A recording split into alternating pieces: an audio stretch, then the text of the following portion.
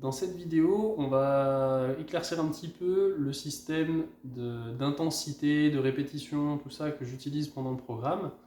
Donc première chose, la quantité de répétitions qu'on doit faire pendant un exercice.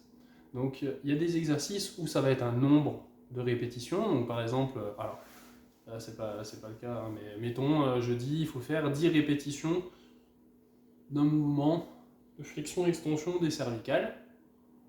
Bah, une répétition, ça sera un mouvement complet, aller-retour. Si je fais gauche à droite, une répétition, ça sera soit un aller-retour en fonction de l'exercice, soit je reviens si c'est que partir à gauche par exemple et revenir au centre. Donc ça sera bien l'aller-retour. Maintenant, des fois, ça sera des temps sous tension. Donc le temps sous tension, il sera exprimé en secondes ou en minutes en fonction de l'exercice. Un temps sous tension, c'est très simple, je mets un chronomètre et je fais l'exercice pendant tant de temps. Si je peux en faire plus, c'est très bien. Si je ne peux pas en faire plus, et ben au moins j'ai fait le strict minimum requis. Donc voilà, ça c'est le temps sous tension. Il peut éventuellement y avoir sur certains exercices d'autres formes, mais ce sera très rare, ce sera généralement des temps sous tension ou des répétitions. Et par contre, il va y avoir des intensités.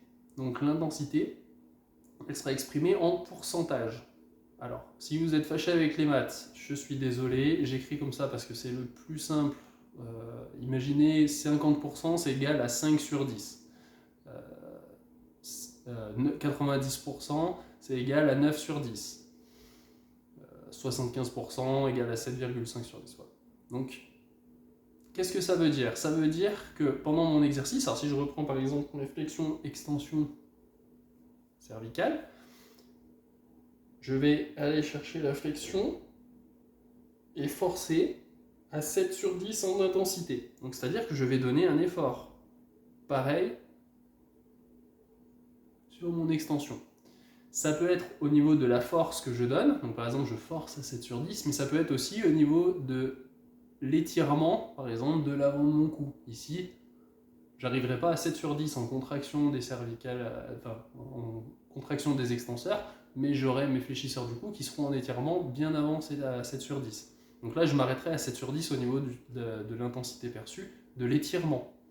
Donc quand je donne ce chiffre, c'est vraiment l'intensité perçue de l'exercice.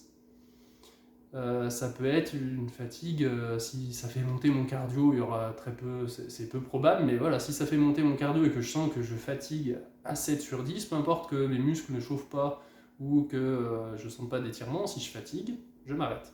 Voilà, ça peut être ma concentration par exemple. Donc c'est au début pareil, un petit peu déstabilisant, comme beaucoup de choses dans ce programme.